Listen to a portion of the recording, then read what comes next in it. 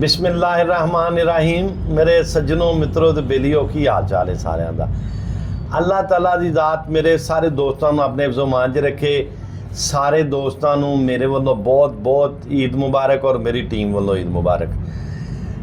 ਅੱਜ ਸਾਡੇ ਨਾਲ ਮੌਜੂਦ ਨੇ ਕਸੂਰ ਦੀ ਜਾਨੀ ਮਾਨੀ ਸ਼ਖਸੀਅਤ ਮਹਿਰ ਆਸਫ ਐਡਵੋਕੇਟ ਸਾਹਿਬ। ਅੱਜ ਇਹਨਾਂ ਨੂੰ ਆਪਾਂ ਪੁੱਛਾਂਗੇ ਕਿ ਦੋਸਤਾਨੇ ਦੇ ਮੁਤਲਕ ਇਹਨਾਂ ਦਾ ਕੀ ਖਿਆਲ ਹੈ। हर बंदे दे जिंदगी के तजर्बे जिहड़े ना मुख्तलिफ ने। कुछ लोगों को अच्छे दोस्त मिलते हैं, कुछ लोगों को बुरे दोस्त मिलते हैं, लेकिन जिहड़ा भी दोस्त लभे वो कोई ना कोई सबक जरूर दे के जाता है।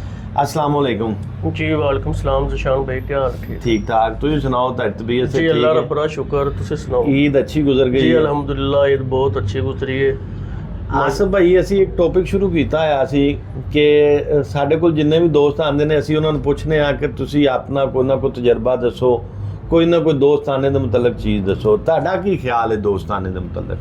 जी दोस्ती जी ना वो इस कायनात का सब तो अनमोल एक रिश्ता है। अगर कोई सच्ची दोस्ती होए तो ये भी मैं समझना कि अच्छे दोस्त होना अल्लाह ताला की नेमतों विचों एक नेमत है। दोस्त होवे अमीरी या गरीबी का मैं समझना पैसे ना ताल्लुक नहीं है। अमीर शख्स वो ही है कि जिंदे अच्छे दोस्त हैं, बेशक, ठीक है। तो दूसरा दोस्त होवे सच्चा तो मुखलस जिहड़ा दोस्त है, दोस्ती का जिहड़ा पैमाना है ना वो ये आ कि तुहाडा दोस्त तुहाडा चेहरा वेख के तुहाडे दिल दीयां गल्लां पढ़े।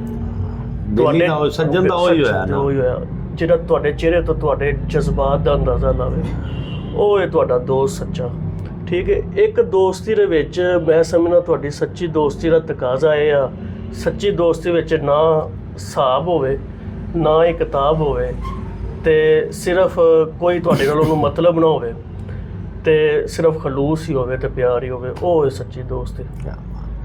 ਆਸਫ ਭਾਈ ਨੇ ਜਿਹੜੀ ਗੱਲ ਆਖੀ ਹੈ ਨਾ, ਗੱਲ ਉਹਨਾਂ ਨੇ ਬੜੀ ਪਿਆਰੀ ਆਖੀ ਹੈ।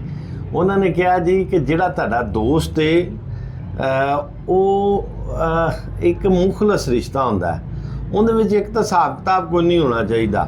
ਅਤੇ ਦੋਸਤ ਉਹ ਇਹ ਜਿਹੜਾ ਤੁਹਾਡਾ ਚਿਹਰਾ ਵੇਖ ਕੇ ਤੁਹਾਡੇ ਹਾਲਾਤ ਦਾ ਅੰਦਾਜ਼ਾ ਲਾ ਲਵੇ ਕਿ ਅੱਜ ਆਸਫ ਖੁਸ਼ ਹੈ ਜਾਂ ਅੱਜ ਆਸਫ ਨੂੰ ਕੋਈ ਪਰੇਸ਼ਾਨੀ ਹੈ।